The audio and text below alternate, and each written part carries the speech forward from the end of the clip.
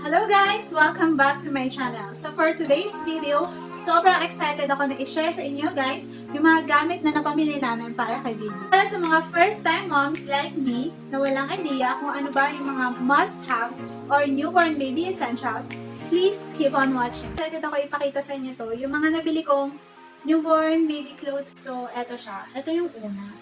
Ito. Nabili ko siya online. Sobrang cute, diba? Tapos ganito lang, maikli lang yung likod niya. Maikli yung likod niya kasi para daw pag nagpupo or nagwiwi si baby is hindi mababasa yung likod niya. So, ang cute lang nung design, diba? Hindi siya hassle, so hindi mo na kailangan magpalit ng damit. Sakali mang pumupo siya, tapos nadumihan lang yung likod niya, diba? Hindi mo agad kailangan magpalit ng damit. Isa pa dito sa pinaka na-amaze ako, yung kulot is meron na siyang built-in mittens. Ito siya. So, hindi mo na kailangan suotan ng mittens si baby. So, ayan. Meron na siya automatic. Naka-close na siya. Ayan. Yung manggas niya is nataturn siya into mittens. So, sobrang cute, diba? Ito din. Meron din siyang built-in mittens. Ganyan. Tapos, yung likod niya is may din. Tapos, ito. Nabili lang namin siya. Mura lang din to. Nabili namin sa store. So, hindi ko pa siya nalalaban, hindi ko pa siya napaplansya. So, kaya ganyan yung itsura niya. Pero, ang cute, diba? So, may kasama siyang pants. Yung, alam nyo ba, yung mga baby pants nila dito, is butas yung ganito. Ang purpose ng pants na to, kaya siya butas, kasi, para just in case kung mapupupo or baby si baby, or gusto mo siyang palitan ng diaper, hindi mo na siya kailangan hubarin. So, ayan na siya, may butas na siya. Ready mo na siyang palitan agad ng diaper. So, ang cute, diba? Tapos, eto pa yung isa. Cutie. Ito din. Meron na siyang kasamang bead. Pwede mo siyang tanggalin. Pwede mo rin siyang nakakabit. Ayan. So, yung likod niya, ganyan. Actually, halos lahat ng damit niya, pansin ko lahat built-in, may built-in mittens pala. So, ngayon ko lang siya na-notice. Tapos, ito, yung mga, meron siyang heat tech. These clothes are from Uniqlo. So, binili siya ng sister ko, tsaka ng girlfriend niya, bigay nila kay baby. So, siguro kaya pink to kasi before, nung bago nila to bilhin, hindi pa namin alam kung ano yung gender ni baby. So, para siguro, sure kung alin, di ba? Kung sakali babae, at least may pink, tapos may white, kung sakaling baby boy siya. This is also from Uniqlo.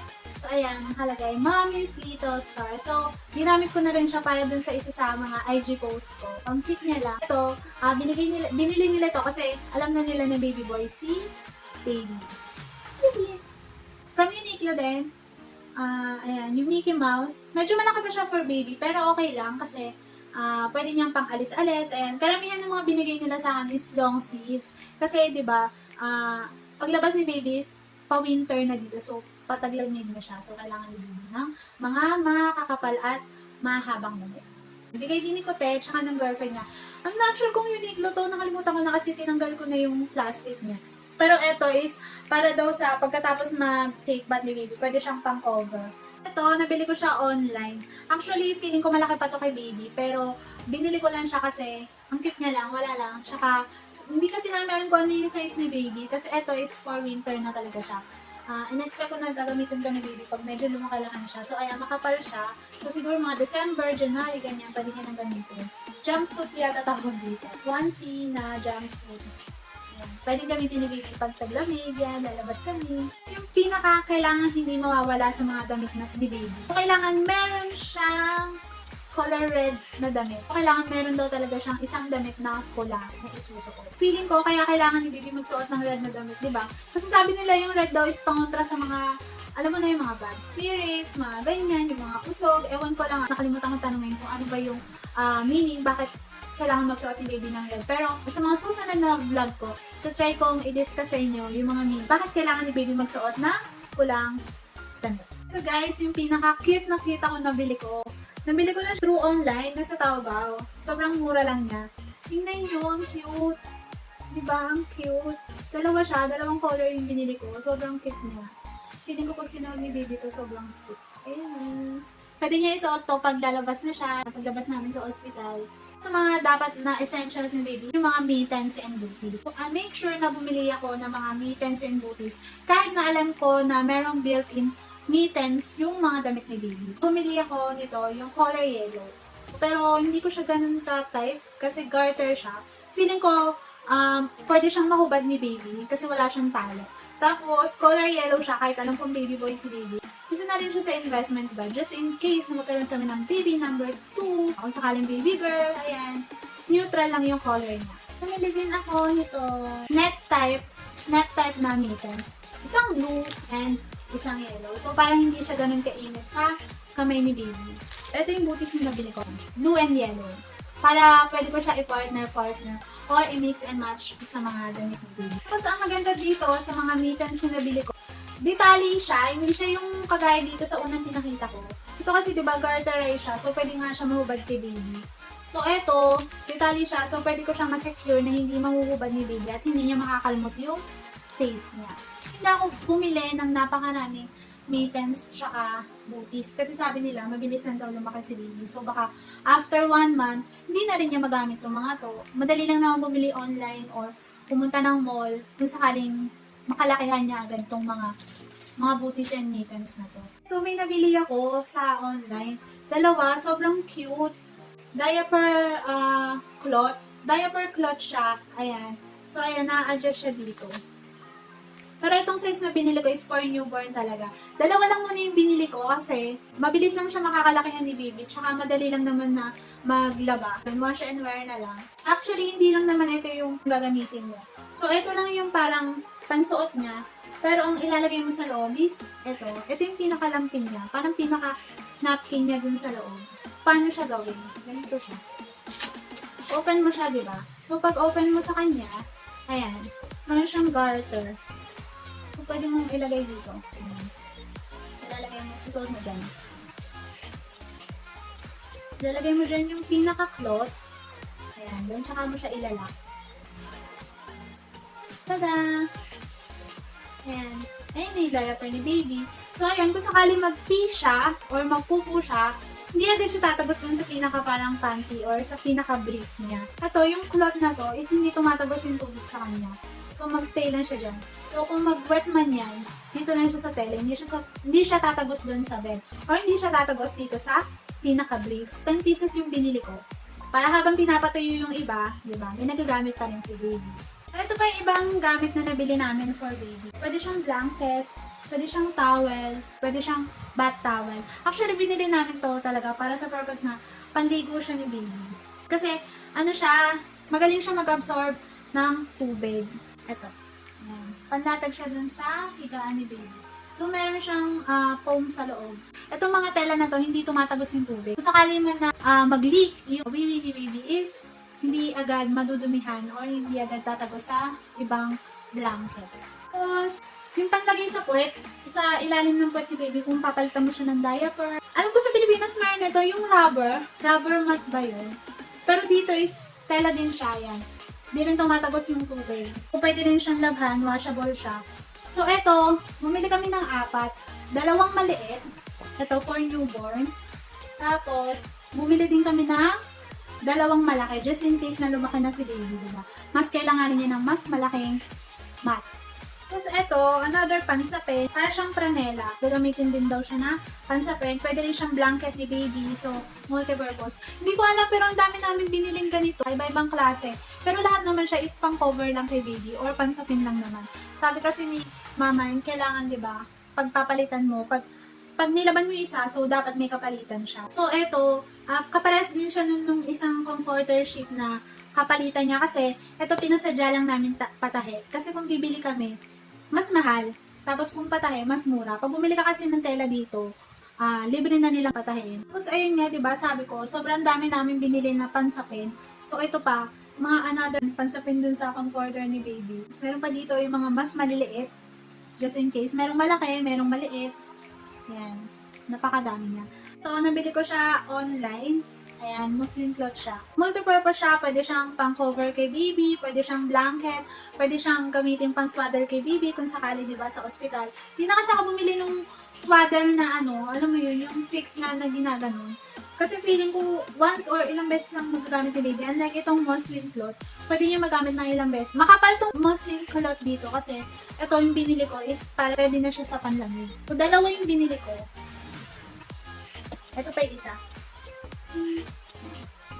So, dalawa sila ang binili ko. Bumili din ako nito.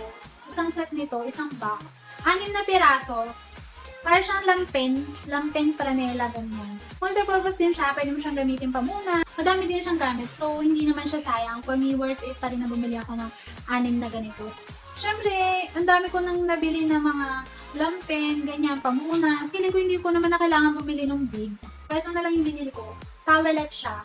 Dalawa lang yung binili ko kasi meron naman lampen si baby, pwede naman siyang gamitin na pamunas ng laway. Yun, siguro kung bibili ako, next time na lang kapag kumakain na talaga siya. Tapos ito, hindi lang siya for newborn essential. For mommy essential din siya. So ito, pang breastfeed siya. Breastfeeding cover. So ayan, itatali mo siya dito. Ganyan. Tapos pwede mo makita si baby. Kung sakali man na magpapa-breastfeed ako, di ba, in public or maraming tao, ayan, pwede kong mapa-dede si baby kahit saan lugar. Basta, dala-dala ko lang to. Bumili din ako nito, yung napaka-handy na plancha para sa damit ni baby. So, bala ko kasi pagkalaban ng mga damit ni baby is paplansyahin ko siya. So, parang hindi na siya hassle. So, kahit nasa sampayan siya is pwede ko siyang gamitin. So, ayan. Sa mga pinaka-gusto ko na nabili kong essential for baby is itong Smart Thermostat Milk Dispenser for Newborn. So, same lang din siya ng ibang thermos. Nakakapagpainit ng tubig. So, kung gusto mong magtimpla or gusto mong panlian yung mga milk bottles ni baby, pwede mo siyang gamitin. Ang special sa kanya is, nasa-set kasi siya kung anong temperature yung gusto mong gamitin kay baby. So, pwede siyang warm water lang. Ideal to, lalo sa mga napa-formula milk kasi hindi na nila kailangan maglagay sa thermos. Para sa mga gusto na makasave ng time, ito yung para sa inyo. Then, sa special dito sa thermostat na to is, pwede siyang, pwede kang mag-sterilize ng milk bottles ni baby. So, habang dito may water, pwede mong painitin yung milk bottles ni baby sa loob. I also bought this one, bottle drying rack dispenser. So, ito siya pag inopen. Ayan, meron siyang mga rack dyan. Tapos, dyan itataob yung mga bottles ni baby. Tapos, ito mga maliliit na to, dyan pwede ilagay yung takip ng bote ni baby, yung mga chupon, ganyan. Tapos, dito mo pwede ilagay yung mga brush, yung ginagamit mo sa paghuhugas ng bottles ni baby. So, pa sa essential ni baby is yung baby bathtub. Hindi na namin kailangan bumili ng baby bathtub since nung bumili kami sa isang store, naka-worth 5,000 kami. So, ayun, free na siya. So, maganda siya. Meron na siyang kasama na parang higaan doon. So, pwede siya for baby talaga na hindi mo na kailangan buhatin si baby habang pinapaliguan. So, pwede mo na siyang ilapag doon, tapos papaliguan mo na lang si baby. And, so, bumili din ako ng mga cotton balls. So, 100 pieces siya sa loob. So, I bought 3 bags. So, a total of 300. Pwede siyang gamitin kung sakali, di ba? Pamunas kapag nagmumuta si baby or sa leeg niya. Pwede rin siyang gamitin sa part ni baby kung nagpupuba siya or what. So, multi-purpose naman siya kaya okay lang na bumili ako ng marami. So, isa to sa mga pinaka-importanteng essential ni baby is yung baby wipes. So, itong baby wipes na to is ideal for newborns talaga. So, ayan nakalagay naman, di ba? Newborn baby care wet tissue. So, ito yung pinaka-bestseller nila dun sa store na pinagbilan namin. Ang maganda dito sa baby wipes na to is nakalagay, no irritation. Ayan, no irritation. Tapos, alcohol-free and unscented siya. Ito, yung para sa first bath ni baby, yung soap na gagamitin. This one is very recommended. This one, isang milk bottle para kay baby. Kasi hindi ko naman alam kung just in case na pagkalabas ni baby is meron agad na milk na lalabas sa akin. At least, di ba, meron naka-ready na bottle si baby. Ideal talaga siya for newborn. Then, yung chupon niya is malaki. Pero, meron kaming binili dito extra. Isa, ito. Mas maliit siya. Para siya dun talaga sa newborn. So, ayun. Kaya, isa lang po na yung binili ko. Kasi, plano ko mag-pure breastfeeding kay baby. Na-recommend sa amin yung store na pinagbilan namin. Ito siya. Para siya dun sa puso ni baby. Disposable siya. So, pagkagamit mo is itatapon mo na siya. Hindi naman siya yung totally big case na itatali. Ito is para siyang plaster lang na ididikit dun sa puso ni baby. Just in case hindi agad ma-adapt ni baby yung pag-dede ng milk. So, ito siya. Merong spoon. Temperature sensitive baby's food nakalagay. Nag-change siya ng color kapag sobrang init nung nakalagay dun sa pinaka dito na.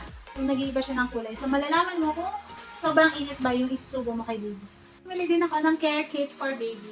So, meron dito yung nail cutter niya. Panggupit niya ng sariling kuko. Meron din siyang scissor. Meron din siyang nail file. Tsaka meron dito yung parang tweezer. Pero pangkuha talaga siya ng dumi sa ilong ni baby. Meron silang nirecommend na powder for rashes ni baby. Ito, yung powder na yun. So, nakalagay dyan, anti-itching and nourishing powder siya. So, syempre, hindi mawawala ang diaper. Plano namin na lampen si baby o yung diaper cloth.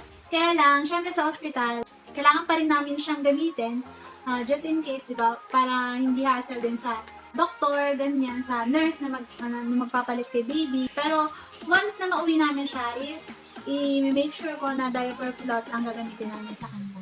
So, etong disposable is para nanto kung sakaling aalis kami or may lakad kami, lalabas kami. Ayan. Ito yung newborn detergent. So ito is si baby lang talaga ang gagamit nito. Sobrang mild lang niya. So, pag ginamit mo siya dun sa mga clothes ni baby, hindi rin siya yung sobrang irritating na sobrang tapang ng amoy. So, ito, mild lang siya.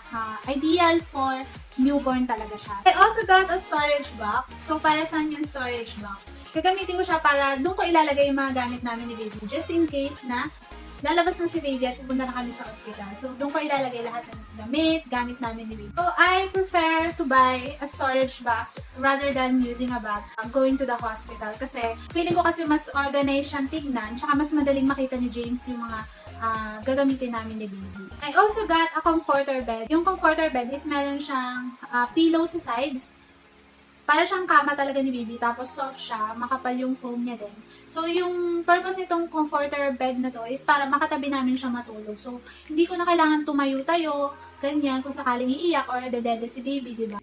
Sa mga magtatanong bakit wala kaming crib, meron kasi sila ditong pinapaniwalaan na bawal pang bumili ng crib kung wala pa si baby or hindi pa siya lumalabas. Pero naisip ko, wala na rin naman akong balak bumili ng crib kung sakasakali. Hindi rin siya magandang investment. Kasi 'di ba, yung crib, kapag lumakilaki na siya, 'di ba? Tatayo na 'yan, ganyan. Mga ilang months niya lang din naman magagamit. Ang plano ko is bibili na lang ako ng playpen since malaki naman tong room namin. Tapos lalagyan ko na lang ng puzzle mat yung floor para mas malaki yung place na pwede niya paggalawan at paglaruan. Para hindi niya rin ma-feel na nakakulong siya. Kasi di ba karamihan ng baby, pag nilalagay sa crib, magpapababa at magpapababa pa rin yan. Iiyak at iiyak pa rin. The same with stroller. Yung baby stroller, hindi pa kami makabili kasi nga, ayun, meron sila mga belief na ganyan, na wala pa si baby. So, hindi pa kami pwede bumili nun. So, ayun guys, that's it. But before I end up this vlog, gusto ko lang mag-iwan sa inyo ng ilang tips. Paano nyo ba malalaman kung ito ba ay needs or essentials para sa baby natin? Make a list ng mga items or mga gamit na gusto mong bilhin or yung mga kailangan. So, kung wala kang idea dahil first time mom ka, pwede kang magtanong sa parents, di ba?